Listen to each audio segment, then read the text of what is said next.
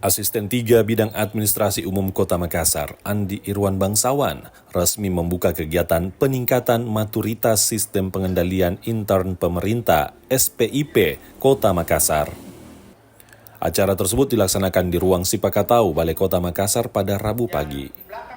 Andi Irwan Bangsawan dalam sambutannya mengatakan pelaksanaan kegiatan ini mengacu pada Peraturan Kepala Badan Pengawas Keuangan dan Pembangunan BPKP nomor 3 tahun 2017 tentang pedoman pelaksanaan SPIP. Kegiatan ini juga difokuskan pada program-program pendukung berupa DPA SKPD yang akan digunakan dalam pengukuran maturitas SPIP. Tingkat maturitas SPIP Pemkot Makassar tahun 2024 berada pada 6,8. Untuk mewujudkan itu, seluruh SKPD harus mengusahakan membuat analisis risiko atas program utama yang tertuang dalam Renstra SKPD. Maturitas SPIP terintegrasi di Kota Makassar.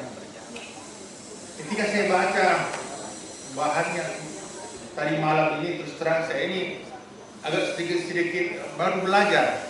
Baru mendapatkan ini di informasi tentang maturitas SPIP, bagaimana kita melakukan pengawasan mandiri terhadap internal kita, yang dimana tadi beliau mengatakan ada beberapa hal yang penting yang kita lakukan. Kadang kita lakukan merasa kita sudah melakukan yang sudah benar, tapi sebenarnya itu belum betul.